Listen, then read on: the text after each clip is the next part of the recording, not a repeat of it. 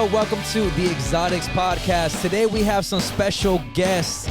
We got SSR in the motherfucking building. Can we get some claps? We got the main boy. Can we get some claps?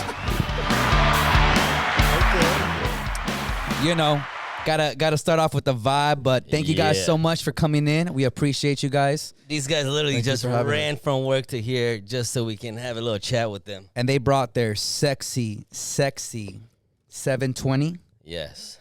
We're gonna probably one of the sexiest. If you could put that right around here somewhere. But that shit is so sexy. So thank you guys. Yeah. When did you guys don't be shy, guys. Don't be shy.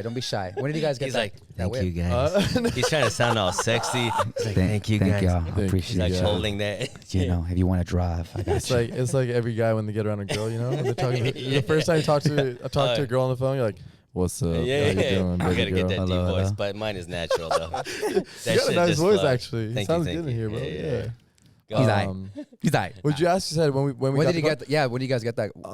So we actually got that car like probably 6 months ago now. It's probably been Something like like that, 6 months. But we didn't really reveal it till maybe a month ago, just because obviously it wasn't like modified or anything. We were waiting for parts to show up, and you know how it goes. Like we had a full Rift carbon fiber kit on that car and an Ozatec wrap. Sponsored by Rift. Yeah. We actually shout out to Rift. Rift. We're really tight with those guys. Great people over there. Great ownership. Great management. So we got the Rift kit on there. We got an Ozatec wrap. And Ozatec actually did a partial sponsorship on the wrap as well. We obviously wrapped it in-house at SSR Performance. So, you know, all that stuff took probably around total of 6 months, just because parts were showing up. As far as the build goes, honestly, we knocked out the build in 2 weeks. The whole thing, everything, exhaust, downpipes, tune. It was just sitting while the. It was just sitting. It was just sitting, waiting for it. Literally in the back of the shop.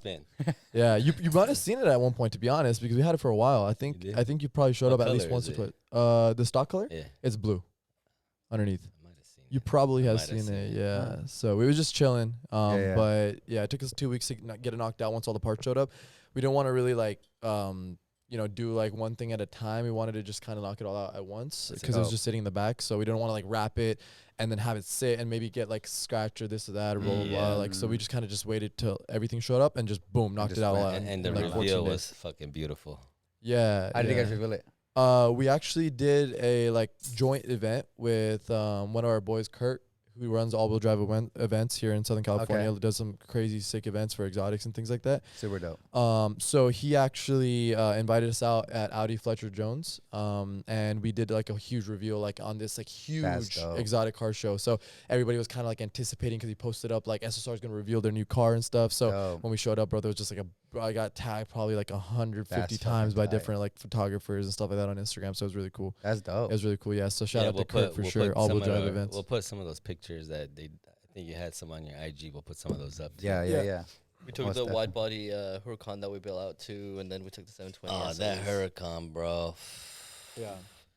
I still dream about that motherfucker, bro. That Huracan. You love Huracans. You love Huracans. We're gonna have to post a picture of that one on here too, so they can see it. Whoever's watching. That's fucking bad. That's all carbon fiber, right? That whole car. The whole car is carbon fiber. Wow, that's crazy. It's wider than an SVJ. It's crazy, stupid wide, bro. It barely fits in one lane. It's insane. It's fucking dumb. Every single panel, including roof, doors, every single body panel on that car is carbon fiber. That's crazy. That's bad. Yeah. That's crazy. It was the world's first one. Oh, that's dope. Yeah. That's dope. World's first wide body carbon fiber Lamborghini. Do you have those questions? I do. Oh, the beginning questions? Yeah. I do. We gotta throw it at these guys. Does beginning questions? This is kind of like an icebreaker. Okay. Just gotta answer quick. Okay. They're fun. Don't worry. And then we'll get into serious shit. Okay. But we're not that serious. Also, one thing while he's looking for those questions, just because I think there's this stigma around podcasts and stuff nowadays, right? That everybody who goes on a podcast, for example, we're guests on your guys' podcast. Yeah. They everyone who goes on a podcast thinks they're hot shit and or famous or this or that, blah blah. I just want to this is all family. For anybody that's watching, family. I just want everybody to know we're not out here thinking we're hot shit or this or that. Fucking straight up. No. I wanted to be known. Oil stains all over my.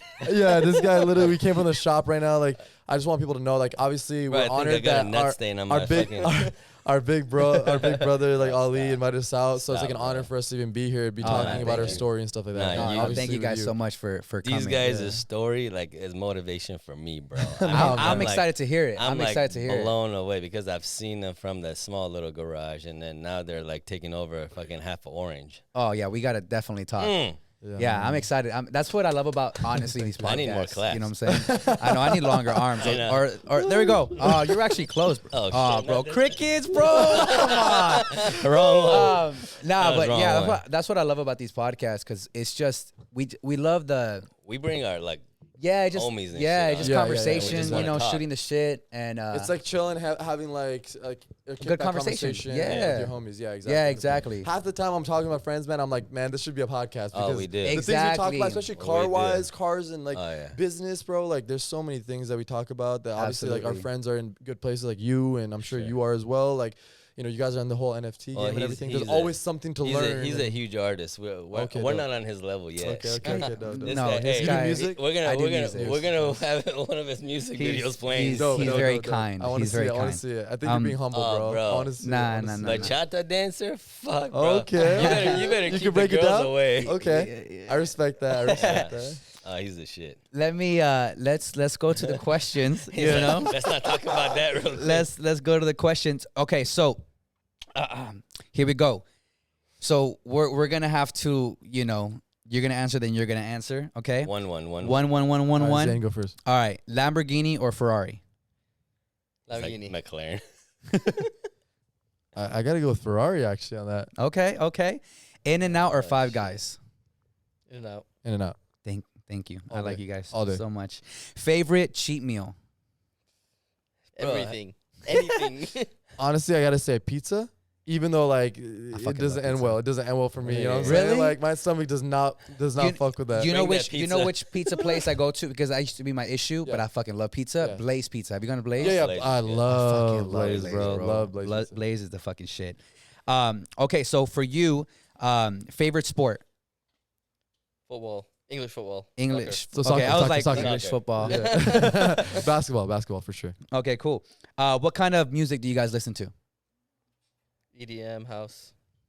I'd say EDM, hip hop, like pretty much anything, to be honest, bro. Like I can listen to country. I can get down to Arabic music. I can get down to Latin music. All of it. Straight up, bro. Wait till you Bad hear his Bunny, music, Maluma. Like, this is the next Bad Nancy Bunny, bro. Ardrum. Yeah, there you go, baby. That's what's up. I like that. I'm gonna need you. I'm gonna need your Spotify so I can add that. Listen to that. Thank you, bro. On my absolutely. On my PCH cruises. I got you. That's I right. got you. I need that. Right here. I got Let me you, show bro. you my Spotify. It Yeah, has add it. You guys are so nice. Favorite There place? he is right there, boy. Adam. I don't know how the hell Adam here. I got you. He's I got you. He's like, oh, one more, I'm like my own little manager as well, bro. I have to play every role. You have to, bro. If you were to visit one place right now, where would that be? I already know mine. Santorini, Greece. Oh, By far. It's so beautiful. I've yet to go, but I've yet to go. It looks. I think we're gonna all incredible. take a fucking vacation. Probably Maldives again. Maldives. You went to Maldives, bro. Where's that? Insane. It's crazy. Like I've never seen is. water so blue. You seen all the little huts you see in the fucking waters? Yeah, You know, Oh, you've seen pictures of it. So It's like it's in like- the Indian Ocean, but you go further, I guess, south. Okay. And it's a It's like cluster the of clearest islands clear and- water you're ever gonna see. Oh, that looks. bro. It's like the Bahamas. It's No. Not the that Bahamas. on steroids. It's on that. It's not on crack, really. Yeah. It's this one place that has the huts. That's like also famous. What's it called? That's it, Maldives. Turks, probably. Tahiti. Turks. and Caicos. Turks and Caicos, and then Yes. and then you Yeah. have Maldives. Those are the two, like, yeah. Most embarrassing story. These are not. These are not quick. These are not quick That's a questions. long one. That's a long one. I gotta think about that one. I feel like he knows. I feel like he has one. Yeah, I think Zane feel like he has bro. one. Have him take a sip of that Henny first. then let it out. Then let it out. I'll sip my Red Bull. Thinking I could get her away from a police chopper while this guy go. Oh, that's a joint story. That's a good one. Okay. See, Oh, yeah, that's a good one. and I made that It's question up on the It's a spot. long story though, bro. Let's start with that, and then we'll go into everything else. Okay, Cliff Note. I'll give you the Cliff Note version because Okay. if not, it's gonna be way Yeah, too yeah, long. So we've known each other for like 12 years maybe now, 10, 12 years, something like that. And They're only 30. Yeah. Or 28? 29. I'm 29. 15. I don't even know. Yeah. So yeah, it's probably like 19 years old, and we were just like, this was before we had a business or anything like that together. We were just best friends, right? Yeah. And we were out. This was back when I was going to UCI for mechanical engineering. Zane was going to Long Beach State for aerospace engineering. Oh, dope. And pretty much we went to K1 one night, and we had Mazda Speed 3s back then. That's how we met on the forums, right? And he was building his, like I had done like a custom tune on mine or whatever. So long story short, after K1, we were like, oh man, like we had that like adrenaline rush. We're like, let's go do some runs together. Let's do this on the real street. Yeah. So we start doing idea. stupid stuff. We don't do that stuff anymore, but like, you know, when you're young, you just do stupid shit. So sure. we went out on the streets. We went actually down to PCH. It was empty. It was like 1 a.m., right? There's nobody on the streets. So on like the open parts of PCH, you know, near Newport Coast and like near like Huntington, those areas, we were just like punching it. And next thing you know, we kind of start getting into Irvine. So we take MacArthur down and then down Bonita Canyon into Irvine, like kind of into Culver, right? Yeah. So what happens is like I'm talking to Zane. I'm like, bro, like damn, like my car, because his car was making big power. You had all the big turbo, Yeah, like big turbo, like it was open waste gain, all that stuff. So it was loud, like insanely loud. It was making like 400, which for a Speed 3 is insane, right? To the wheels. Yeah. So and then my car was like just like stock turbo, like tuned whatever. So like my car was like somewhat keeping up. So I was like, damn, bro, like my car's like keeping up with yours. He's like, yeah, bro, that's insane. And the next thing you know, he stops talking and he just looks straight. And there was nobody in front of us, no one on the side. Like we were at an intersection at a red light, right? So I'm like, yo, and he just doesn't look at me. He's like, looks straight, and I'm like, wait, what the fuck? So then I look in my rear view, and there's Irvine PD right behind us. Oh shit! Right? Worse. And then like we're like, oh shit. So we the light turns green, and actually I think Nobody left. he was behind Zane. Yeah. And our cars were loud, bro. Straight pipe, both of them, right? So the light turns green, and we start driving, and like obviously like, you know, both 6 speed. So we're just soft on the clutch, like. Yeah. Okay, first gear. Shifting. Second gear, right? All slow. And the next thing you know, he gets behind me, goes whoop whoop, just lights me up and pulls me over, and pulls me over only. And he could have easily been like on the intercom, like, both of you guys pull over, but he didn't do that. He just pulled me over. So I'm like, all right, whatever. Like, at least he pulled me Zane's over like, only. thank God. Zane's like, and just fucking like, you know, drives away. That's funny. And the next thing you know, I pull over, and again, like, keep in mind, I'm 19. I'm a fucking kid, bro. Yeah. He comes over and he's like, first thing he says, I have my window down, I have my key out the window, everything. You know, I know the proper etiquette on how you get pulled over, especially when you're doing some fucked up shit. Yeah. And by the way, there's no way he had seen us because we were driving so fast. There was no way he would have been able to keep up with us, and that it would have taken him like 2 or 3 minutes to catch up to us, right? So I knew he was way behind us. So first thing he comes up and says is, "What do you think you were doing street racing at over 100 miles per hour?" And I'm like, "Officer, I was not street racing over." And he's like, "Are you sure about that?" I was like, "I'm 100% sure about that." And he's like, "Well, you're going to have to explain that to that guy up there." And I look up, bro, and there's a spotlight, a helicopter right above my car. And I'm like, "Oh shit." You got me. And and so he like tells me, "All right, step out of the vehicle, this, that, blah, blah, blah, blah," makes me sit on the curb and everything.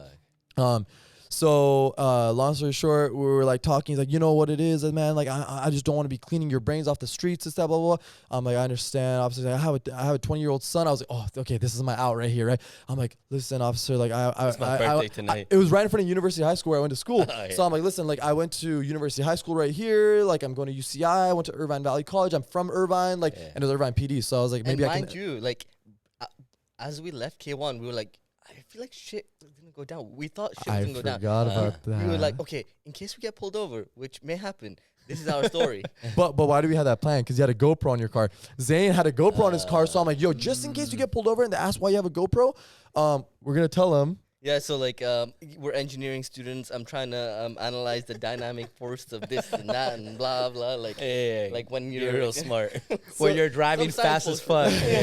So we had a plan, and it actually, like, I think that was my idea. Like, because I saw you put in a GoPro, I'm like, "Bro, we have to have a story just in case." I don't know what made me say that, bro. I was like, just in case we get pulled over, bro, we're gonna say that we're engineering students, blah blah blah blah blah. So, but I didn't know Zane got pulled over, so I didn't say anything, right? So I was, and he asked me, he's like, "Who was that? Who was that?" I'm like, "I don't know him. I have no idea who that is. I have no idea who that was." Like, bro, he's just driving next to me, you know.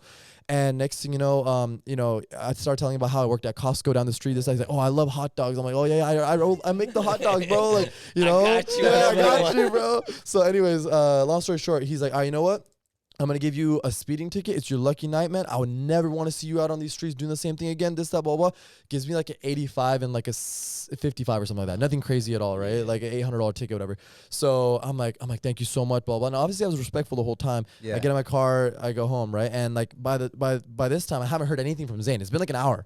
I haven't heard anything from Zane. So now I'll let him take over and tell his side of the story. What was going on? What was going on while I was over there? Because the last thing I remember was him just just slow. Yeah, no, just funny. Slowly just crawling away, What bro. While happened, I was getting pulled I over. was like, fuck. I had this thing in my stomach. I was like, what do I do? Do I wait? Do I go? I'm like, okay, I'm gonna go. Like, okay, where do I go? Like, all right, I'm gonna jump into the 405. So I'm like, where the hell do I go? Which is like 2 minutes down the street. 2 minutes down the street. I'm like, I don't want to drive straight home, just in case I get close to the house and then get pulled over outside the house. I'm like, okay, hopped on the 405.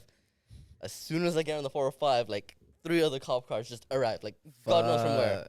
And next minute I see the spotlight. I'm like, oh shit! Damn. And keep in mind, I did see the helicopter, and immediately after he pulled me over, I saw him go straight down Culver. He went after his. Yeah. Oh, So shit. the whole 9 yards, like stopped on the road, got out of the car on the side of the freeway. Piece of advice: never race on PCH because that helicopter came from PCH because that's where they keep the helicopter patrol. Yeah. So I know a lot of you car guys are listening right now. That's just a humble piece of advice. Some advice for everyone. Yeah, the helicopters are out by the coast because that's how they patrol the coast. So they came from the coast and followed us into Irvine pretty much. And I'm just really glad we had one of the new gen GoPros that you could actually turn off with Wi-Fi.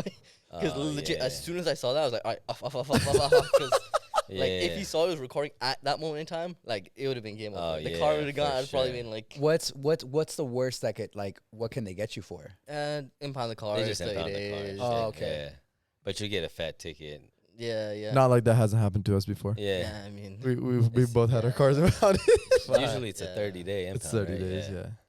that wasn't our fault. So. Yeah, that time it actually wasn't our. I mean, it wasn't our fault. Yeah, it wasn't. It wasn't our fault. Sure. He said. Yeah. He went away. That's funny, dude. My first car was a stick, that I bought cash, but I didn't know how to drive stick.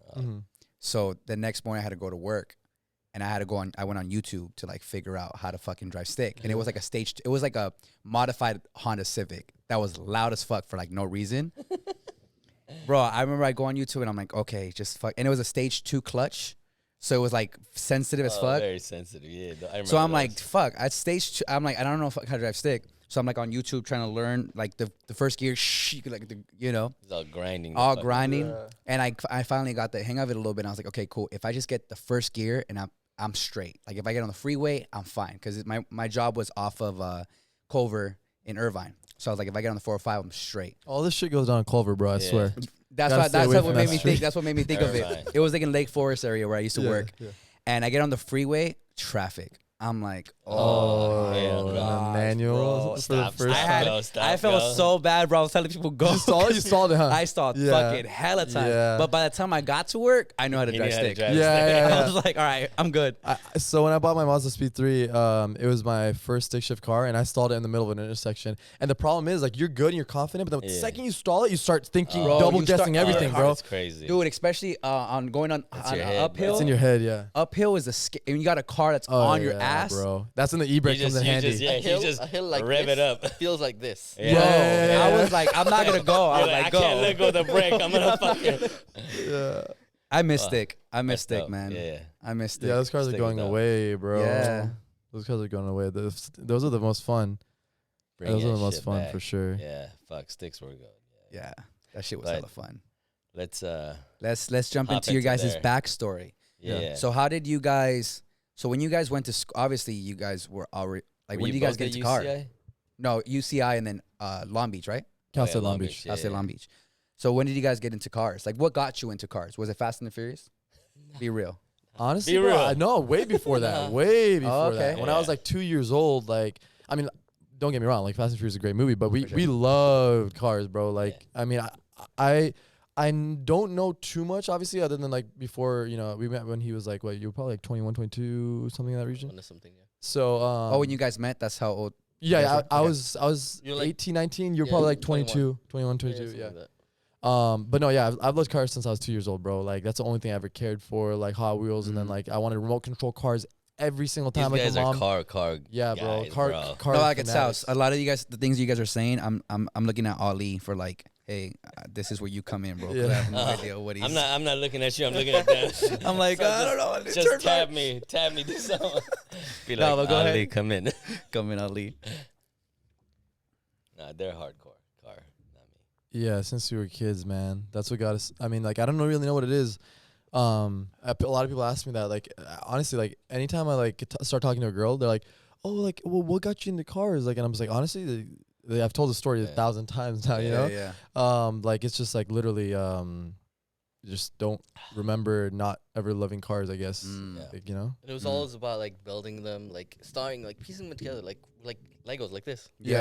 Like, it's just. It didn't matter, bro. Like I wasn't about like, oh, I need like a Lambo or this or that. Like it was when I had my dad's like literally wrecked like 1996 Lexus ES300, which was my first car ever, which was essentially like a glorified Camry. That's what it was from 1996, right? For sure. And literally there's no difference. The Camry and the like ES300 were the same. Like it just had better suspension. car, Like and then and the leather interior that was completely destroyed and cracked because my dad bought that car in Vegas, and the sun destroyed the paint. All the paint was messed up. So I ended up getting a paint job on that car actually when I was in high school. So it's funny because I got like a $600 paint job on that car. Okay, $600 full paint job. No. I found a guy that was willing to do it for $600. No, it was Zane. No. Zane, we got spray paint and just started spray painting the car. So I was 17 years old, 16 and a half actually when I got that car. 17 by the time I got it painted. And some guy did it for $600, and he hooked me up. Didn't color sand it or anything. It was like orange peel, like crazy, right? And then he asked me, he's like, "Oh, do you want to be metallic?" It was a dark gray, and I was like, "Yeah, that'd be great. Like metallic is awesome, right? Like it'll look good." So check this out. So this guy, like, have you ever seen like glitter, like thick glitter? Yeah. You see at, like parties that people put on the table and shit. You just threw This it guy on the put car. glitter in the paint, bro. Not metallic. Metallic is like that car right there. You know, like it has like this like deep shine to it, right? This guy put glitter in the car, bro. So when I picked it up, I was like, yo, like, and I told him, he's like, You can oh, see, like, yeah. You see pieces of the glitter, bro. Yeah, like it's literally that's glitter, bro. funny. Like you went to Michael's, my like God. Michael's, you know, that freaking arts and crafts store and took glitter and like put it in there. So like $600? Bet, I got you. So yeah. That's So the why. problem was I paid nothing for the job, right? So there was no way he's gonna redo it. And then he was like, and I was like, you know what, whatever, I'll take it for now. So I started taking it to school, and within 3 days, bro, I had a new nickname at school. I'm not even joking. Ice cream paint job. Anywhere I went, they'd be like, "Oh, look, it's ice cream paint job." Because I was like a sophomore, and you know the seniors, juniors always like clown on you. So that was my new nickname. Ever since I got that car painted. But That's funny. That was my first car. Yeah. How about yourself? What was your first car? My first car was a Mazda MPV.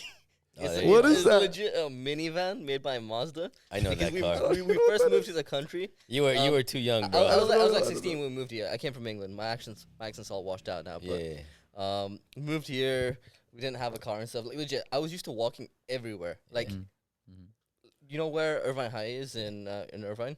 You start there and all the way to the Spectrum. It's probably like 5-6 miles. Bro, that'd be normal. I just walk it like, oh, cool. How the fuck did you walk that far? Because when you're in Europe, you walk everywhere. Oh, you That's walk true. There's everywhere all out public there. transportation, or you that's walk, true. bro. Yeah. This guy would literally run. He run. But you also super fit back. You yeah, could run now 4 I'm like- you could run 4 miles in Look like at him, he's such a dick. He's like, back then you're super fit. Now, like, I don't know. Just because he's fit every day flexing in the gym. I see all his flex poses, bro. no, but yeah, you used to run just everywhere. imagine. I used to run everywhere. You two would be like good friends, bro, posing together. Fucking, Oh yeah, I don't pose that. I don't pose that much. yeah.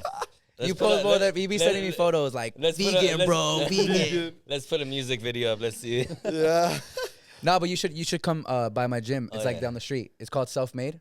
Oh, you have your own gym? Yeah, it's called dope. Self Made Costa I go work Mesa. out there, Yeah, too. I've seen it. I've heard of it. Yeah, whenever you want, bro. Dope. Yeah, Hell come through. Down, We're down. your colors, red and black. There you go. Down. Yeah. Exactly. I've seen plenty of posts. Like, I think Jeremy used to go there. I think I know Jeremy Buendia pretty well. Okay. And then Mike Rashid. Yeah. I connected with him recently. We've been like hanging out and stuff. I don't know if I'm sure there's a few. Mike, other where people you that at? Yeah, there's Yeah, a couple. I was calling him. Mike's the homie, I was bro. trying to call him yesterday. Mike's the homie, bro. He's Yeah, he such a humble guy and He's a like dope just guy. Let's timeline it. So you guys were in college.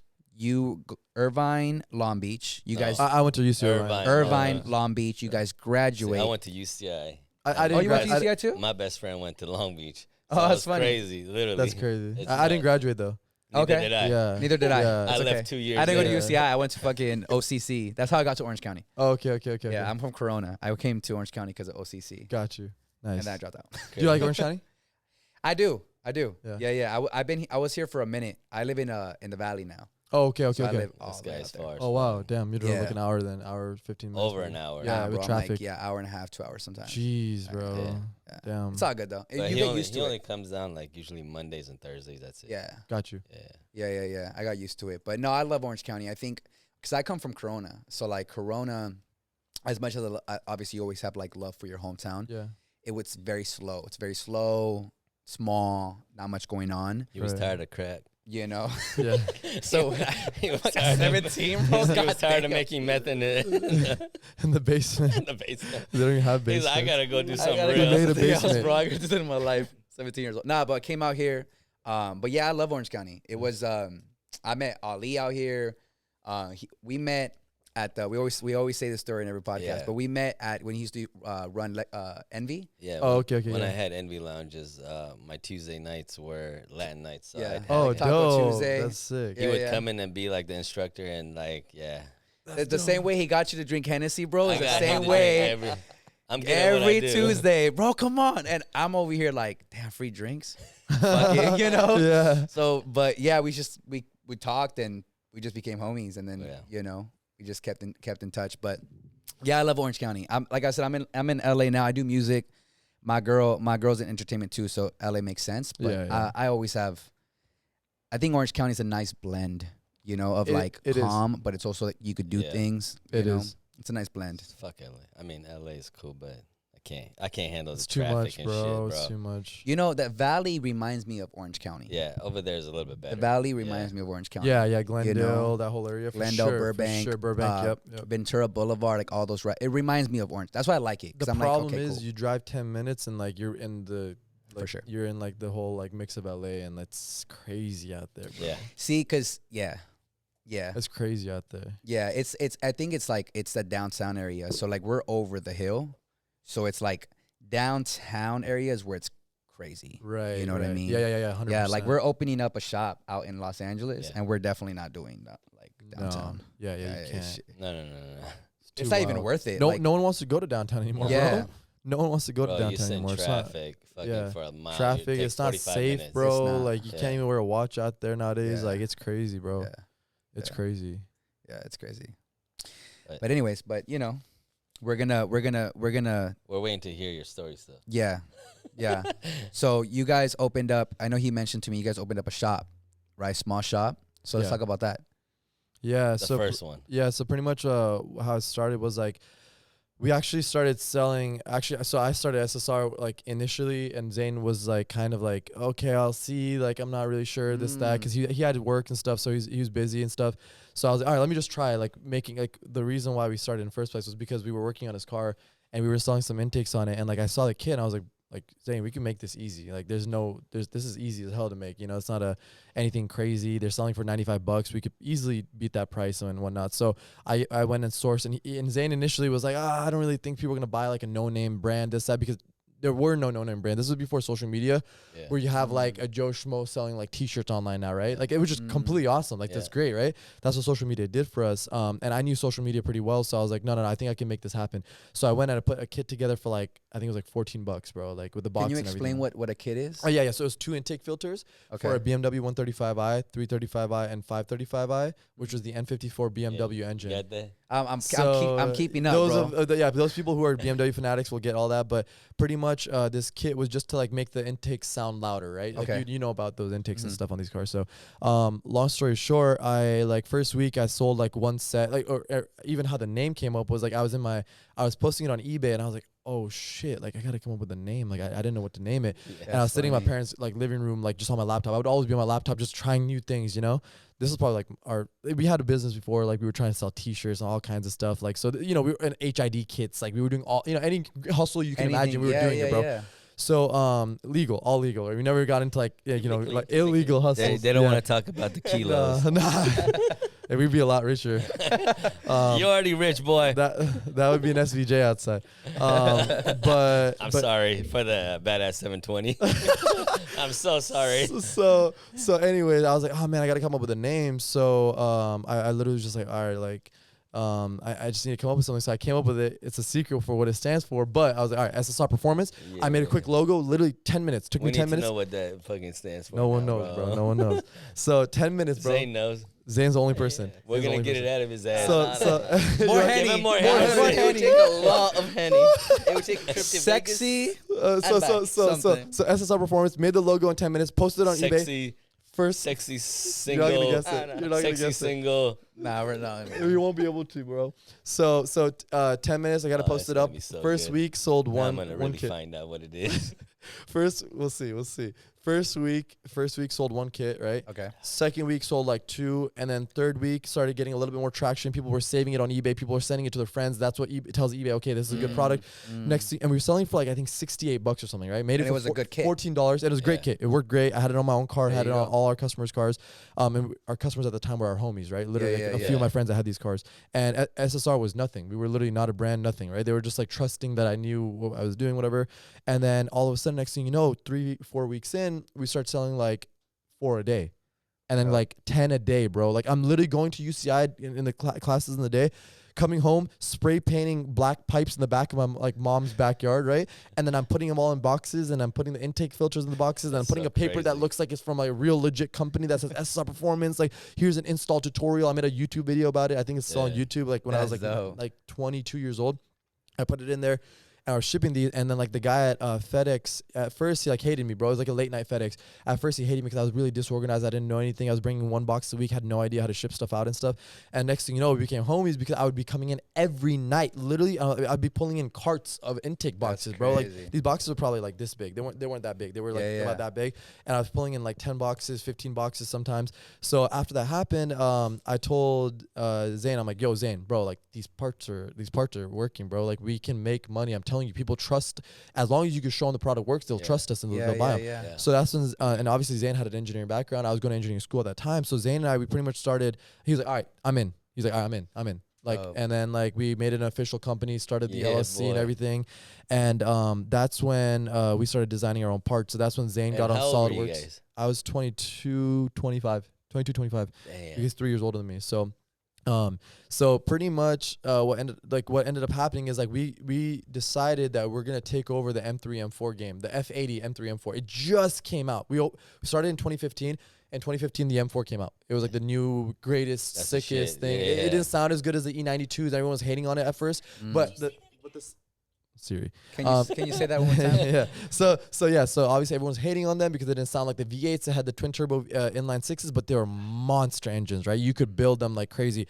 Downpipe, intake, charge pipe, tune. Those cars are making like 550 horsepower. I get lost. Yeah. No, I'm enjoying it. No, please keep going. So Zane's all right. You need like 8 hours with these guys to just kind of understand. So Zane's like straight up like the executioner, bro. Like he will literally execute on anything, bro. Like he will literally, like, you tell him like, okay, we need this. It's just a matter of him believing that what he needs to do is actually gonna work, and he will do anything, bro. Like he'll design this whole like recording thing from scratch, literally himself. That's dope. Like anything, bro. He'll build that TV from scratch. I'm not joking. Hey, I got a 75-inch in there that's like fucked up. Go fix that shit. Yeah, that's on his last legs now. And you know which one it is? It's the one I took out the old fucking shot. When they brought it over here, they broke it. Oh, really? I remember I told you they fucking cracked that shit. So see, that's the thing, right? You ask Zane to fix that, he'll be like, go buy a new one. There's no way he's going to fix that because in his head, he's like, why would I do that? You know, it's not worth my time. But then you give him that and you say, hey, if you fix this, you're going to get $100,000. He's like, all right, cool. Like, give me like 2 days. Give me 3 days. I'll figure it out. And he literally will figure anything out. That's the thing, dope. Right? And so what we ended up doing was, like, I was like, hey, yo, Zane, I think the M3 M4 market is what we need to do. We just need to focus on this market, bro. And that's kind of like what my role has been since the beginning of the company, has been direction. Like, pretty much, like, and I'll execute where necessary. However, my goal's always been front facing, as you guys can obviously see, right? Like when it comes to like being like the face of the company, talking to the customers, making sales, figuring out what direction to go in, while Zane makes sure that like the machine is well oiled. The logistics are all exactly, running, which is by far like I would say maybe way more difficult than what I'm doing on the front end, right? But one where you're at, bro. Trust me. Yeah, but they're both 100% necessary. You can't do it. But that's so beautiful that you guys found each other, right? Because it's like it was first another thing, opposites attract, bro. Like, and as you can see again, you know, you have like Zane, very calm, chill, laid back kind of guy, versus me. I'm like always like it's like I'm on speed, bro. Hennessy. I don't know. Maybe it's the Henny, bro. Yeah. So like that whole thing worked out really well for us. Because we were able to work together really well, right? And I remember a funny story every single time like we talk about this is when we went to the Chase Bank to open our corporate bank account. The guy at the bank was, it was cool, whatever. We were talking, and the next thing he said something weird. He's like, "So have you guys gotten in a fight yet?" And we're like, "No." He's a chill guy, laid back. But then all of a sudden he asked that, and I'm like, "No, what do you mean?" He's like, "Well, you guys gonna fight?" And we're like, "Why would we fight?" And we knew each other for like 4 years or 5 years at this point. We've never gotten in an argument, right? He's like, no, you guys are definitely gonna fight. That's the biggest issue that most business partners have, which actually is very true, right? He's actually really right. However, in that moment, confidently, both of us looked at him, we're like, we're never gonna fight.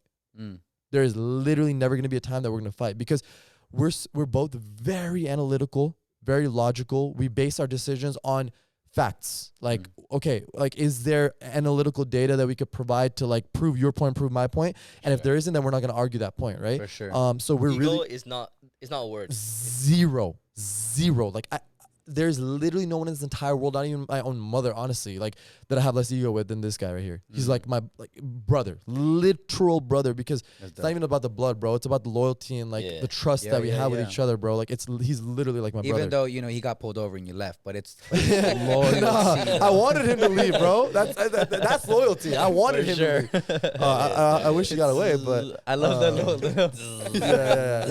He was real quiet, bro. He's trying to keep it so hard. So yeah, the fact that we didn't have ego, so we told him so confidently, bro. And I can sit here today, bro, 7 years later. That's awesome, man. Never, bro, never have we gotten into like debates. Have we gotten into like, no, this is better, that's better? Absolutely, bro. But room we never leave the room.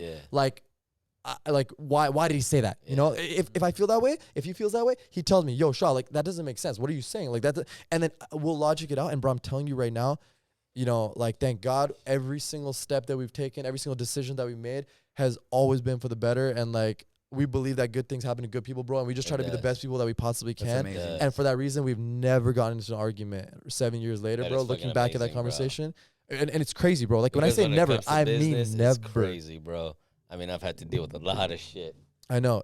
Most people do, bro. Most people do. So yeah, like I said, thank God, man. Like, we got really lucky, bro. Very lucky. Business takes a lot of luck, bro. I say that all the time. And some business owners are like, no, I don't believe. I'm like, nah, I don't care what you say, man. I don't care if you're Jeff Bezos. It took a lot of luck to get where you are. Whereas like it's like the concept of if you keep going, you'll get more luck as you keep going, right? Yeah. So it's like lucky people are always lucky, bro. That's what they say. You just gotta believe it, bro. Like, you know, the people that don't, a lot of times that don't make it, even though they work their ass off and everything, is because they believe like, oh, luck is never on my side. You know, it's always a doubt. The world's always against me. The world's always bro. Ask this guy, bro. Every single time anything happens in my life, I'm like, bro, good things always happen to me, bro. Like anything good happens in his life, good things always happen to me, bro. That's how you gotta think. If you're thinking negatively, you're putting that negative energy out. Like, I don't care if you believe in God, you believe in the universe, whatever you believe in. At the end of the day, you're, like you said, your mindset is where it's at, bro. Like, you tell yourself you could do something. I guarantee you work your ass off for it. Like you said, you'll be able to do it. No, 100%. You will be able to achieve whatever it is. You just have to be relentless and follow through with what you're doing. Because a lot of people nowadays, honestly, they don't follow through. Yeah, they get to a point. It takes commitment, bro. That's it. I hate to say it, bro, but the work ethic as time has gone on, maybe it's just that it's gotten so bad. It's gotten bad, bro. Like, people just do not want I'm so glad somebody work. else sees what I see. People I mean, Alex sees it every day, because I'm like, how the fuck do these people do their jobs when nobody fucking understands what they're doing? Yeah. They just do it to get their paycheck. That's it. Like, you don't even care about anything else. I'm like, bro, when I was a banker, I was like the best banker there was. I mean, I had customers that fucking loyal. Continue. Oh, they were loyal. I'm gonna add on to that. Yeah, they just fucking stuck. They went every branch I went to. They stuck with me 12 years. I was at the bank before I was like, fuck, I'm done with this. I gotta do my own shit. And I walked away. But I was like, bro, if you're gonna do something, do fucking like put it all in and put in the work. Like you just half-assing it just to get day by day. It's just like doesn't work, bro. The one thing that you said that hit me like hard, right? Like, and I pointed at you is because like you said, when I was a banker, I was the best banker I was, right? I tell people all the time, bro, like my own employees, like I talk to them and I'm like, guys, like I want you to know something. Like when I was at Costco, I was at Costco for 3 years. During college, I used to work at Costco 35 hours a week, bro, on top of going to full-time school, right? I tell them, I'm like, when I was rolling hot dogs, bro, like I literally was rolling hot dogs, bro. Like I was in the food court. I was the best. I would literally tell them, bro, exactly what you said. I was the best hot dog roller there was in Costco. I was the fastest pizza maker there was in Costco. I was back in the rotisserie chicken. The best pizza cutter there was at Pizza Hut. Yeah, straight up, bro. So at 15 years old. The difference is that we had that mentality when we were just getting paid the same to work, you know, slow or fast or work easy or hard, right? It didn't matter. But we had that mentality of wanting to be the best.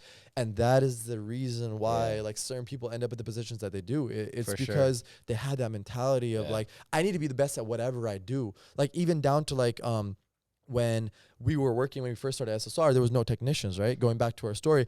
So we opened a little tiny location in Huntington Beach. It was literally next to the waste management.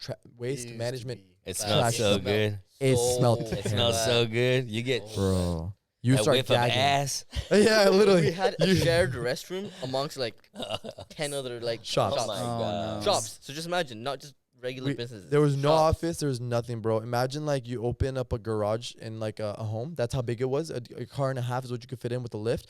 Barely could fit in a lift, actually. So the people that were before us, thankfully, we didn't have to do it, but they actually cut into the main supporting beam like 3 inches so they could fit a lift in there. Crazy. That's how tight it was, bro. So we opened up that little shop, and it was because when we started selling parts, like I said, Zane was designing a lot of the parts on SolidWorks. We were creating like 3D renders. We were taking it to the machine shop. So we had skills, right? We had certain skills that allowed us to get to where we were.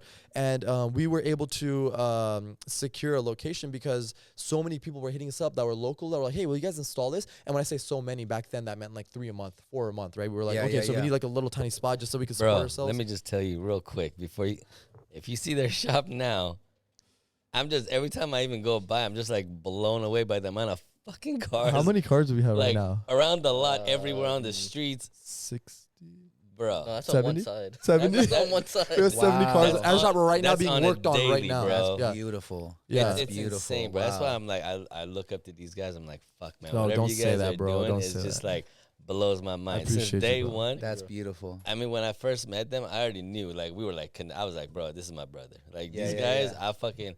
No matter how many people told me, oh, send him to this place. I was like, no, motherfucker, send him SSR, bro. Stop fucking trying to go other You're places. a real one for that. You do, bro. And I try to send him all, because I know they do fucking real work. They know what the fuck they're doing. And you trust them. When this goes, these guys are going to be right with us as the main partner where all the cars are going to go get fixed by SSR. Yeah, hell yeah. 100%. That's dope, man. That's how you do it, man. 100%. So going back to her, sorry, I appreciate you, by the way. Sorry. Thank you. No. I appreciate you big time. Seriously. I have You're a real one. You're a real one. I knew you were a real one when we hung out for the first time. We got Arabic food, bro. I was like, all right, this is my boy. This is my brother right here. We went to Open Sesame in Long Beach. I remember that. I won't forget, bro. I have a terrible memory, but I remember that day, bro. We had some fire food. That was like the first drive I ever went on, and I went with this guy. Yeah, that's dope. That's dope. So going back, so yeah, we got a place, the little tiny place in Huntington Beach, next to the trash dump. So when the wind would blow the right direction, bro, we would smell it. We gag, bro. Like, it is bad, but it was like $700 a month, so it was the only place we could afford. Zane can smell it right now. Zane can smell it. He's like, his face, I can just see. He's like, oh man, I remember that shit. You got that steak face. So what ended up happening was the guy didn't want to give it to us at first because we had no history, bro. Like, we had nothing. No bank account, anything, no history to show. So he was like, you know what? I'm taking a risk with you guys. He's like, I know 2 guys that opened up a shop, and I can't remember what shop it was. Do you remember what shop he was? Some shop. He's like, they opened a little shop. They started here with my building, and like with 1 unit at my building, and they got 2 units, and then they ended up opening like a 5,000 square foot building. And Zane and I were like, oh my god, bro! Like, I hope we could be like those guys one day, you know? And like literally double what they.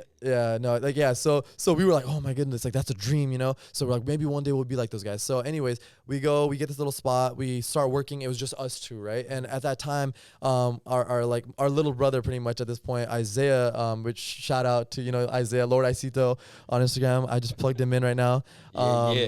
So anyways, I see him at the gym all the time. He's literally like our little brother, man. Yeah. And he was out there every day pretty much like grinding with us. And like he wasn't really a technician, so he'd be there when he could and he'd help us out, like pick up parts and things like that. Little things. He was just doing his own thing and just like helping us out on the side type of thing. A couple hours a day here and there, you know. So we ended up going from that location within like 4 or 5 months to Santa Ana, which was triple the size, right? So we were getting like 5-star reviews. People were following us on Instagram. That's beautiful. And then people were leaving us 5-star Yelp reviews. So people were hitting us up on Yelp, and we ended up getting I think it went from 700 square feet to like 2,000, so almost triple the size, right? In Santa Ana. Up to that point, we were working like nights and weekends, and so you're just grinding, bro.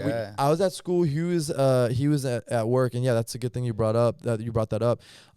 That we were both coming in at 6 p.m. to work, bro. So our customers, when they would hit us up, they'd be like, "Oh, okay, cool. So should I drop off at 9 a.m.?" We're like, "Oh, actually, we don't work till 6 p.m." They're like, "Wait, what?" And it's crazy. Actually, people love like that. Nick's schedule. People love that though, bro. We didn't have a choice because we were going to school, and he was literally working at Boeing, bro. At Boeing, right? I yell at Nick every day. I'm like, bro, get the fuck here earlier, bro. He shows up at 1 and then goes home at like 9. I'm like, get the which is cool. I mean, if you're getting your work done, you know. Yeah. But yeah, so Boeing or Panasonic or one of those companies, or Kia or whatever, he gave his whole like history of all the places he's worked. But yeah, he was working at one of these places, and we were coming in after hours. And actually, people love that because they're like, okay, cool. This is like a small shop, couple guys. Like, I'm gonna get a good deal here, and we were getting great deals, bro. We were just doing BMW work, so intakes, downpipes, tunes, and then like valve cover gaskets. We were literally learning on our own cars. So at this point, Zane and I both had BMW 135i. So we got rid of the Mazda Speed 3s. Zane ended up getting a FAE. No, before that. Oh, that was Evo 10. Yeah, so he got an Evo 10. So we had this whole thing going back and forth, right? Like, who's going to be faster? So he got the Evo 10, and then he started, like, just destroying me, right? Off the line on rolls, everything, right? So I'm like, all right, I'm going to get a faster car. I got smoked by a Mustang 5.0. So I went and I got a brand new 2014. This was back in 2014. Brand new Mustang 5.0, right? And then I went and I smoked him in his Evo 10, like smoked him, right? Just walked him in the 5.0. And then after that, he's like, all right, cool, I'm gonna go get a faster car. So he got a BMW 135i. He went, he tuned it. Next thing you know, he's smoking my 5.0. I'm like, fuck. So I'm like, all right, I need to get a car. I didn't have money, so the only car that I could get was the same car. So I went and got a BMW 135i myself. And like that was the inception of SSR Performance. That's why SSR Performance started, because we realized, yo, these cars have leaking valve cover gaskets, oil pan gaskets, spark plug, this, that. Everything goes wrong on these cars. We need to start doing like, services on them. And by the time we opened the shop, at that point, Zane obviously had wanted to get faster than me. So he went, and my 135i was faster because I tuned it really crazy aggressive, right? So at this point, my 135i was faster than his. So he went and got an F80 M3. But again, that was perfect because we knew that we were going to develop on those F80 M3s and F82 M4s. So we used his car pretty much as like a test mule. Like, we replaced crazy part, bro. Like, we threw freaking every prototype you could imagine that we made on that car. Every fuel, every combination. Every fuel, E85, 100 octane, 91, intakes, downpipes, first gen downpipes that were rattling, all kinds of shit, bro. Like, so anyways, that was when we opened the first shop, was when Zane got that F80. So we ended up, again, 5 months later, end up in Santa Ana for about a year and a half. We had a 3-year lease, but we were able to convince another shop to take over that lease. And we went and we got super lucky. And again, like I said, lucky people are always lucky, right? Super lucky.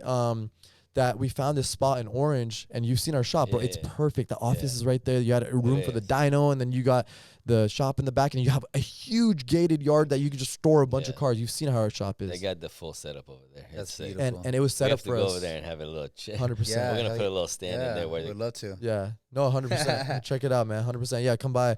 And yeah, so we ended up setting up shop there about a year and a half later. So this was about 2.5 years in, we were in Orange, right? And that was a 5,000 square foot. Actually, no, it was like 6,500 square feet. That looks bigger than it's bigger. It's bigger. Yeah. Yeah. I don't know why I said 5, but it's like 6,500. So about triple the size that we had. So we tripled and we tripled again. And then on top of that, we also had gated yard in the back, about 4,000 square feet. So you could fit like 20 cars just chilling in the back, right? Great. So it was way more space than we could handle. So we had a detailer that we pretty much had sublease like a little area of that shop. And we had so much space, bro. For the first time ever, we could work on like 3 cars at once. We're like, oh my God, we can work on 3 cars. This is amazing. Bro, if you walk in right now, we're working on 18 cars, 20 cars at once, you know, like, and it was because back then we didn't have more than 3 cars showing up, you know, like we went from at the Huntington Beach location, 2 cars, 3 cars a week. And literally him and I working together, only us, no other techs at all whatsoever, only us working on every single car, till 5 a.m., 6 p.m. till 5 a.m. and going home, sleeping for like 3 hours, and going to work and going to school. Every single night, bro, we would see the sun come up. We'd see the sun come. We'd be at that freaking. I would see the sun come up, bro, too, but I was at poker games and shit. Bro, we would be at. These guys are working. I'm all like, we gotta Hennessy. we gotta play poker, bro. We gotta play poker. We should still have poker. Hold them. Yeah, we should. We should. It's been a minute since I played though. It's fun, man. So. We would be at that 24-hour, and I say that one because you might know, you probably don't, but that one AutoZone, the 24-hour AutoZone, that was like, everyone knows exactly which I'm talking about. If you're a car guy in Orange County, you know exactly what I'm talking about. 24 hours. We'd be at that AutoZone more than we were at the fucking like gas station, bro. Like literally, that's how often we'd be awake at night, like just going to that AutoZone at like 3 a.m., 2 a.m., 1 a.m. And for some reason their system was always down, bro. Every time we went, like we'd have to wait outside for like an hour, each time. Every time, bro. But anyways, that's what it took, bro. Like, and that's what I try to tell people is like, you're not going to get where you're trying to be when you want to go party on a Friday night at 9-10 p.m. when you can't work on a Saturday, when you can't work on a Sunday, bro. We worked 7 days a week. It didn't matter what day it was, bro. Yeah, 100%. It did not matter what day it was. But you guys also found that thing that just like your passion, you know what I mean? And you guys had each other, which is beautiful. Absolutely, 100%. You know, the power of a team, bro. 100%. It's, you know, there's a reason why Jesus didn't do all that alone. 100%. We're about to go to church right now. I'm just saying. Nah, I'm not gonna go. I'm not. But it's any great movement doesn't matter, bro. Religion is the perfect example, right? Because at the end of the day, without the power of the people, you cannot move forward, bro. No, 100%. You're not gonna be able to do anything in this world alone. People have to feel like they're a part of a team in order to create greatness. No, for sure. You have to be a part of something for you to rise above it. Bro, it's crazy. You have to, bro. And that's human like nature. You have to. There's no way around it. You can't do shit on your own. Team, passion, bro. Passion is unspeakable, man. I can't even like, I could talk for days on passion, bro. Like, if you are not passionate. See, that's what's beautiful about your guys' story is that it's crazy. It's so I've heard this speaker talk about how there's like hummingbirds and then there's sledgehammers. So sledgehammers are people who find their passion like fairly quickly, and it's a hammer. Like all they do, they're just they dial in. And then hummingbirds are those that, you know, they bounce around a lot, you know, flower to flower, tasting and trying to find what it is their passion. Right. You know, so they're so lucky they got it at such a young age. Yeah, bro. Like you guys hit, you know, which is like beautiful. Yeah, thank God. And at the end of the day, one thing also is that not only are cars our passion, bro, but like I said, we have multiple businesses before this too that were kind of like unrelated to cars or somewhat related to cars. For sure. We always knew we loved cars. So, you know, even the shirts were like car shirts, right? Like, do you even shift and like things like that, right? It's like things like that. So we knew that cars were a passion, but the true passion we really have is business, man. We love business. Entrepreneur. Seeing the fruits of our labor, seeing that like we can create, like it's almost like creating an orchestra and then being the conductor and like seeing the orchestra, like the symphony come out, right? The music come out. Seeing the growth and seeing where it can go with the right direction. Absolutely. Yeah. And that's what we are, bro. Like business people at the core. And we luckily were able to create a business. And by the way, SSR Performance is not our only business. We have SSR Auto Body now, right? We'll get to that. We have Electric Auto Films, which is a PPF window tinting shop, mostly for Teslas. We also have a carbon fiber company called Sixth Element, which is actually like not even released yet. So hopefully by the time you guys release this podcast, we're gonna have announced it. Oh, that's next week. Yeah. So we're done. Cool. We'll be good. We'll be good. You better do that quick. Yeah. So for dope. like carbon fiber parts, so like we are passionate about that, right? You could throw us a restaurant, bro, and it doesn't matter. We will figure out how to make that restaurant successful. You guys, that's our core passion. You have the foundation of the fundamentals that you need to be able to run a good business. Yes. You know, like you guys have the mindset of, if I'm going to do this, I'm going to make sure that I give good quality and good service. If anything you go into business wise, if you give good quality, good service, you're good. You know, because nothing trumps word of mouth. Our customers, clients are everything to us. Yeah. Without customer service, without being able to know that, hey, we can go to sleep knowing people are happy, like, that's amazing. That's key, bro. That's literally key. And I told you since day one when I did anything, it was all about customer service. That's all I know. And doing the right thing, bro. You like, can't fuck people over. Nowadays, bro, like, it is so common to see. Forget auto shops. Let's just talk about businesses in general. Businesses in general, bro, just screwing people over, and like, you know, anyone and everyone. Like I said, Joe Schmo's got their own business, and that's why it's happening more often rather than like how it used to be, where it's like you're going to a big corporate and like you understand like what you're getting into, and they have contracts and they're afraid of being sued, versus like you have like some guy out of his garage doing a business. Like it's sketchy, and there's some risk involved with that, right? So I'd say, like I said this earlier, good things happen to good people, bro. Like we have always ran our business ethically, whether it's our employees and taking care of them, right? Not lying to our employees, not lying to the people that have helped us get where we are. Yep. Or you know, when it comes to customers, right? Not lying to our customers, not taking advantage of our customers. So you have this, like, you have business, people are getting screwed all day, every day, right? But then when you have auto shops, it gets even worse. Every other auto shop, bro, is trying to pull something, bro. I'm telling you right now, you're not gonna find You not gotta tell me. Yeah, you know. I've been around way too long. Yeah, man, and like you'd be surprised at like the names you hear, like when it comes to auto shops doing things that they're not supposed to be doing, right? So one thing for me was like, man, like, look, if we create a good business, it's gonna be worth a lot more than what we might save on doing some sketchy shit that these other shops are trying to do to their customers. And just be ethical, bro. Like, our parents did not raise us in a way to be unethical, bro. Our parents did not raise us in a way to like be dishonest to have to make $1, bro. Like, we never had to screw anybody to make $1. And that's why you guys talk about, right? It's like good things happen to good people, because it's like when people talk about like, damn, like, why does like the bad shit always happen at the wrong time? And I'm like, bad shit usually happens because you're doing bad things.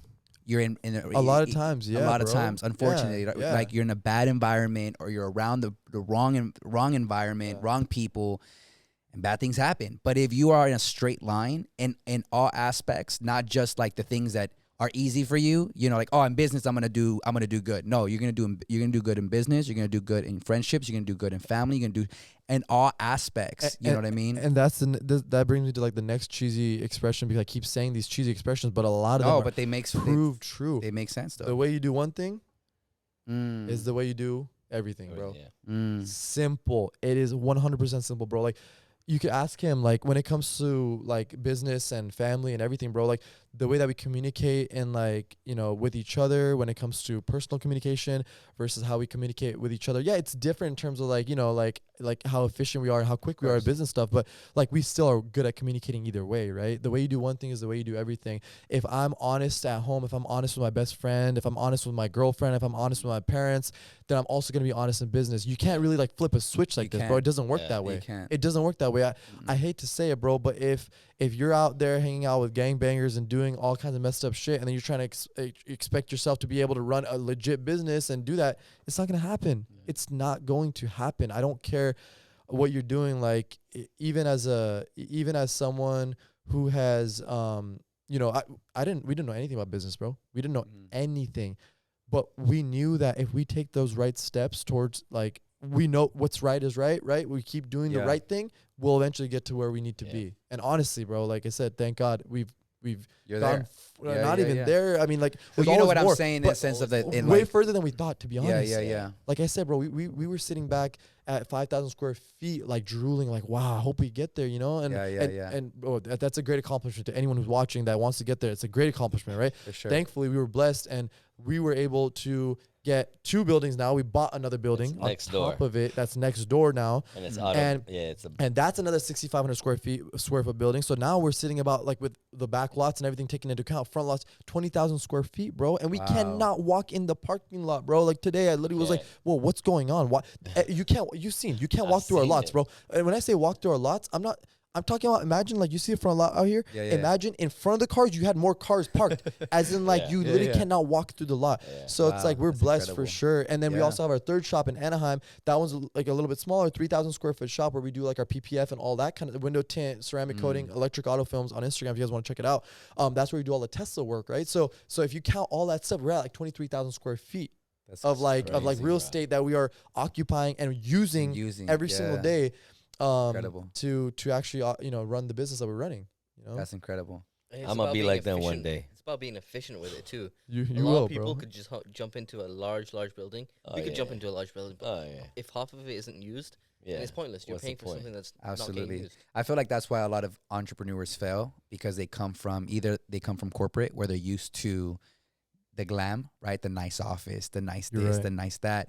So when they go entrepreneur, they get the nice office, they get the nice things, and then they're like, their fucking overhead is crazy, and they're like, fuck, I'm just starting this. And when you first start any business, it's expenses that you were like, wait, how the fuck did I just spend $2,000 in a week? Like, what the $2,000 in a week, shit. Yeah, bro. But you know what I'm saying? Like, $2,000 to last like hour. Money just flies, Like, So it's like, it's always smart to start very, very, very small in your fucking house. And mentally, that's tough, bro. And like, that's why you have to be a special kind of person. Either you got to be young and you have never tasted money ever before in your life, or you got to get fucking humbled. Yeah, you have to be either humble already or get humbled, right?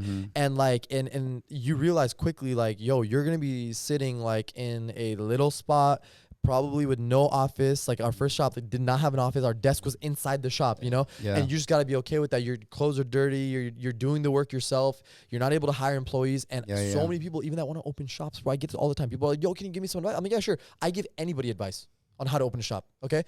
You want to know why? Because at the end of the day, first of all, there's more than enough to go around, right? That's one. Number two, bro, I hate to say this, and it's not because I'm giving bad advice. I promise. No one that I've given advice to has been able to actually successfully do it, bro. It's because they expect you walk in, I'm gonna open a shop like you, like SSR. Okay, cool. Try your absolute best. I wish you the best. I truly do. Truly, from the bottom of my heart, I do. People don't understand the amount of work, the amount 7 years of grinding, you know what it is too, bro. What it is too that I feel like is they're doing it, even though they might feel like they're doing it for the right reasons, they're doing it for the wrong reasons. Because I could relate to that. I used to, again, I used to attach myself to success. That was just my attachment, So for me, I needed the nice apartment, the nice car to feel as if like I'm not a piece of shit. You know what I mean? When 100%. I got rid of all of that, and dude, now I'm like, I need to keep my expenses hella low so I could do more. My mentality completely shifted, but I had to get out of that. So it's like I tell when I see kids, especially coming out from like, the hoods or they don't have like parents and stuff like that. I'm like, look, you are not attached to any materialistic shit. You are who you are, stripped away from your soul is who you are. 100%. You know what I mean? That's your value. So understand that and take your time, because if you go on a straight line, like I never regret anything, and I thank God that I feel like, that I had to go this way to get to where I want to be, because I feel like I could tell people, hey, this mess that you see was able to accomplish what I was able to accomplish, so you could accomplish it too, But if you just go on a straight line, because I feel like when I hear you guys' story, you guys went on a fucking straight line. You know what I mean? That's how I feel like we did too, honestly. Yeah, like, and it's so beautiful to hear. And that shows people like, yo, if you go on a straight fucking line. Very often. No, but because people often don't go on a straight line. They don't. They get distracted. They get distracted. 100%. What we call, my pastor talks about this. They slowly drift. Yes. You get into these environments where people are popping bottles and going out, and you make some money. You're like, oh, fuck. You start drifting, unfortunately. But that's why it's so beautiful that you guys have this partnership. That you guys, because I'm sure if he gets out of line, you're like, my guy. 100%. If he gets out of line, 100%. And that is 100%. Beautiful. Yes. That is beautiful. Yes. And out of respect, when that happens, right, we realize it quickly and we jump back in line. Yeah. I've done it. He's done it. It happens. We're human, bro. Like we get bro, distracted. it's bound to happen. Yeah. It's bound to happen. And thankfully, not to cut you off, sorry. No, please. Thankfully, like we are in a position where like we have the luxury of getting a little bit out of line, and then we get back and we get focused. For sure. And we get back out of line a little bit. Well, you have to. It's like now though, not before. For sure. Now we started. Yeah, for sure. Yeah, because me and my girl will talk about that. Like we said, like God made a 7th day for a reason, right? To rest. Absolutely. Sometimes we're our toughest critics. We feel like and I'm sure all you guys feel the same way. Sometimes you work. If you explain to someone what you do Monday through fucking Sunday, they're like, how? To us, we're like, 100%. I don't feel like I'm doing enough. 100%. You know what I mean? Like you're falling asleep and you're just like, fuck this. Bro, I can't even sleep. Yeah, like so much shit is going through my head. I'm like, what am I gonna do? Yeah. So sometimes it's nice. I try to like take my day and ground myself and be like, you're here right now. This is perfect where you're supposed to be. And I realign myself. But no, absolutely.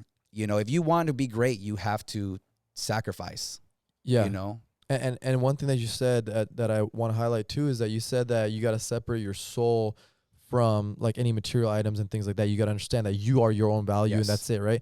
That is big because everybody has this like stigma. Young people who are starting businesses that aren't young also have the stigma that, oh, you run a business, you're rich and you make money and you have to show everybody that you make money. Mm-hmm. So they're more concerned about spending money than they are about making money. Mm-hmm. They're more concerned to show people they're successful than actually pushing towards 100%. Success. And the people that they're trying to show off to, they don't even fucking fuck with. They don't care about them. They literally do not care about them. Yeah. So I 100% agree there with you, like with everything you said right there, man. Like 100%. That's crazy. So if somebody wanted to get into the industry that you guys are getting into, they're getting out of college, what's the first thing that you would recommend them to do? Just work. Like as in like any which way that you can, find a homie that has a car. Get your mom's car, get your dad's car, any car, start doing stuff to it. You want to start a wrap shop? Go wrap your dad's car. You don't have a car? Your friend has a fucking car. Go fucking wrap it. You don't have money for wrap? You don't have money for wrap? Go work at Albertsons. Just work. Go work at Albertsons and buy wrap material for $500. Be prepared to be broke and teach yourself what you're doing. Be prepared to be broke for a long time too. Another thing I want to highlight too, and I want to actually talk about as well is our boy Kenley. Again, another little brother to us, right? Mm-hmm. So Kenley is our partner in the business I told you about, electric auto films for the Tesla clear rod tint, all that stuff, right? Mm-hmm. So we've been teaching him these things, right? He's 22. He just turned 23, I think, or I just 23, 24. I think he might have turned 24 just like last week, 2 weeks ago.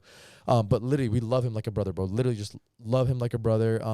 And he's a hustler. He's a grinder. Like he goes in and he does not care, bro. He's hungry. He understands that the fruits of his labor will eventually be there. And it also has us two on his team. It's just us three in that business, right? Mm. He also understands that he has us two on his team, and we've been there, done that kind of thing. We know what we're doing. For sure. And obviously, like already, we've been working really well as a team, right? So all these things that we're talking about is the things that I've been teaching him. Is like, bro, we're going to be broke, right? And when I say I tell him like, bro, you'll see Zane and I doing things. You want to know why? Not because of that business, because of all these other businesses that we also have on the side here. We have a full collision center for, like a second business that's how we doubled SSR Performance is by opening a collision center. So it's like, you might see us out there, maybe having nice dinners or doing this or doing that. Do not compare your 24-year-old self who has just started a business 3 months ago, right? That's when we started electric auto films 3 months ago. And thank God, again, that business is doing great. He's actually over there right now as we're speaking. He's over there grinding it out, making sure those cars get done. But we started 3 months ago. Do not compare yourself to what we did 7 years ago. For sure. Do not compare yourself. Do not compare yourself. And like humble. Stay humble. Understand that you're starting something that you started 3 months ago. And I talk to him like a little brother, bro. I tell him exactly how it is. And sometimes, he sees like, he's like, oh, Shah, you're harsh. And he doesn't say it, but I can feel that. For sure. I'm like, bro, I'm going to be harsh with you. I'm going to tell you how it is, because I can beat around the bush all I want. But guess what? That's going to be me doing a disservice to you at the end of the day. Because if I don't tell you how it is, you will not become what you want to become. And mentors are hard to come by. You know what I mean? Like, it's not for somebody to take their time to really mentor you. Oh yeah. It's because especially these guys. Yeah. That's I beautiful. wish they mentor my ass. That's beautiful, You don't man. need it, bro. You don't need it. You don't need it. Get Yeah, the hell out of here, bro. You got 20 exotics in here, bro. You got 20 exotics. Relax. Not even. That's one thing I really respect about Ali is he's all about service, like good service, like making sure everything is on point. You know, that's exactly why I fuck with these guys. I mean, since day one, they're literally like how I am, how I treat my guys, how I treat my customers, how I want like shit to be. Like I'm not trying to fuck anybody over. I've never done that. I mean, I just don't feel good about. So have you guys heard about NFTs? Yeah, a little bit. So basically, what our company. Exotics DAO. So we're a DAO. So have you guys heard about DAOs? No. Okay, so that's a whole. It's down the line. It's down the line where we're gonna step into. But basically, it's like a corporation in like the Web3, which is where NFTs kind of live. Okay. And instead of basically stocks like corporations have stocks, we have tokens. So we'll leave that there. That's kind of like what a DAO is. It's basically there's no like central like authority, which is scary to hear from like business owners to be like, there's no CEO, there's no CMO, CO, things like that, right? So it's ran by like the community. That's kind of like what DAOs are. But basically what we're doing is we're like we're basically a membership club. And our NFTs are basically the membership. So when you own a membership, you own, you know, you get access to private lounges. We're saying this is kind of like the prototype, and we have another lounge in Irvine. And then we're going to open up one in Los Angeles. So these private lounges are going to be like exotic car themed lounges. And your NFT gives you access to these lounges. And in these lounges, there's also going to be exotic cars that your NFT also gives you access to. But because the DAO, the company, owns everything, we cut out the middleman and we're able to reduce the daily price. So instead of someone paying, you know, an average of $1,200 a day for a Lamborghini, they'll be paying like $600. Sick. So the goal is to basically make exotic vehicles affordable for the everyday person. Sick. You know what I mean? So, and what's really cool about it is because since the DAO owns everything, and when you buy into the membership, eventually you'll be able to have like a fractional ownership of everything that we purchase. Now, when you're driving the rental, it's not really you're driving the rental. You are a piece of owner of the rental that you're driving. Sick. So it's a dope concept. You know what I mean? It's down the line. No, and I get where you guys coming from. It's almost like I guess like in layman's terms, it's almost like a timeshare for exotics in a sense. In a sense. Do you still pay for the day that you rent it, or how does that work? Well, yeah. So basically, right now we're doing it to where you're paying $2,500 to get the NFT. Okay, one time. And then one time. Yeah. And you're getting 12 rentals for free for 3 years. So that's what's beautiful about like this thing that we're creating, because it's again, it's the environment of exactly that, right? Everybody being like-minded, everybody wanting to do something in this life that we have, and just trying to, you know, level up in all ways, right? Mindset, et cetera, et cetera. And with these cars, what's really, really cool, I think what I love about it the most is I love the fact that when you get your membership, you also have like variety, because it's a lot of times like with cars, right? In my perspective, you're not gonna be driving a Huracan every single day. That's a good point. You know what I mean? Yeah. And it's like if you buy a Huracan, one, it's like for you guys, right? When you guys revealed, it increased your business. Let's be right, because people are like, "Yo, that's a badass car!" Like I'm, you know, da da da. But someone who just wants to buy a car, them souping up is not gonna like make them money, right? So now if they get a membership to our club and they have like, let's say a Tesla, you know, that they drive every single day, and 1 week they have a super dope event that they want to go to, so they rent out a Rolls, you know, and they go to the event. The next weekend they want to take out their chick because it's her birthday and he gets her, you know, so they have like a variety to play with. And our goal is to be in every major city, so then that way, like we're gonna do Orange County, LA, Vegas, and Miami, and then later on open it up to the community, so the community gets to vote where we open up next. Sick, so it's like now it's like, hey, where do you guys want to go? Do you want to go to London? Do you guys want to go to Dubai? And the community now votes. And what's really cool about it is we don't have to guess, right? We don't have to guess, what does our community want? What cars does our community want? What colors do they want? They literally tell us. So what kind of platform do you have set up so that these people can like collaborate like that? Bruh. So yeah, so well our tech guy, you don't even want to know about the tech. Our tech guy, he's like, dude, this guy's incredible. He's definitely an ace card in our company. But the DAO, so each DAO you get a certain amount of tokens. So don't even talk about the DAO. It's but too complicated for sure. Like, but the DAO explains what he's asking. Yeah. So the DAO gives you tokens, and these are governance tokens. That's where the voting comes in. So the governance tokens are basically where you are able to vote. So in our system of our pool of tokenomics, 1 token equals 1 vote. So that is how. So basically, someone says, "Hey, I want to get.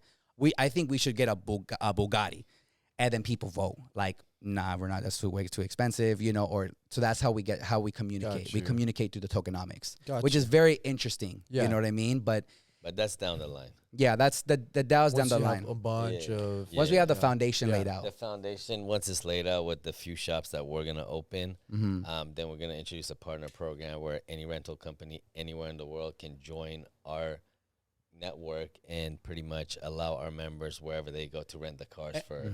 And real quick, like, I just want to point out that you guys said $2,500, right? And you get 12 rentals. It's crazy, bro. That's insane, bro. That's $200 a fucking rental. Insane, because bro. One rental is $1,400. That is insane. One rental is like 2 rentals is more than that, right? But this is not for everybody. Yeah, this is just phase. This is for phase 2. Yeah, we're doing phase 2. We sold out the Founders Edition. This is phase 2. So it's like a special price that you have. Yeah. So it's basically you buy the membership and you're getting the bonus perk of 12 rentals. Yeah. But we're doing and again it's. For us, our goal isn't, how can we make the most money right now? Our goal is how can we expand we're actually gonna lose a lot of money up front for doing what we're doing. Right, absolutely, 100%. But it's for the bigger picture. It's not. We're not looking like, hey, let's put money in our pockets and fucking walk away. Right, no, for sure. That's not what we do. What you're providing is exotic cars. You literally cannot do that. If you're providing 12 rentals, it's impossible. Which you're gonna lose money no matter what you do. Sure. There's no way to do it. For sure, we're airdropping them, so it's not like you get the 12 off the bat. Yeah, gotcha. You get one every single quarter for 3 years. You get airdropped, and you can either hold on to that and have it, use it. You could sell it. You could give it to a gift. Sell it. Yeah, there's so much you can do. It's crazy. That's awesome. So it's big things. Yeah, our goal is to shift the conversation of NFTs, right? Compared to being like, oh, like my NFTs, I could just use it as a profile photo. People go like, damn, bro, I see you driving this and then this, and how are you doing this? It's like, oh, I own this NFT. So it switches the conversation. So now people real value, real world value. Exactly. So that's why we're giving such a killer deal. Because we want to expand. We want people to start driving these cars. We want people to start talking about it. Just like you guys, the word of mouth is so important. Yeah. So once we have all these people talking about it and driving, having good experiences in the content, then it's gonna help us, elevate it and get our word out there. 100%. Yeah. So that's dope. Love it. So we have a gift for you guys. So these are called honorary NFTs. So they're honorary, so we don't just give them out to anybody, but each of you guys will receive an honorary NFT with your favorite car on the membership NFC, and that is just for you guys. I was thinking right now. Yeah, we could put we have a guy that does a 3D rendering of the cars. That's it's gonna be on a dope. I appreciate you guys, man. Thank you. Man. So you're always gonna be part of the club. Bro. Absolutely, bro. Thank you guys so much for coming, and this was super dope, man. It's a lot of value. Any last words for the people out there? Yes. What would you? Any motivational? Give us another one of those. I'll let Zane do one right now. Come on, Zane, you got this. I think the Henny got to him, bro. Nah. Where's that? You didn't even drink it. Give me that Henny. Just take it innocent. Honestly, just work hard. Just don't give up. If the idea is good enough, don't give up. Don't get put down. Your value is worth a lot more than the next guy that's just got a lot of money. And the only thing I can add to that little thing, and the only thing I'm going to end it with is stop giving a shit about what other people think. Absolutely. Done. That's it. Boom. Add that with this. It don't even matter. You got it all. Yeah. You got it all. That's it for the Exotics Podcast. We outie. Thank you to our guests. Thank you. SSR is the shit.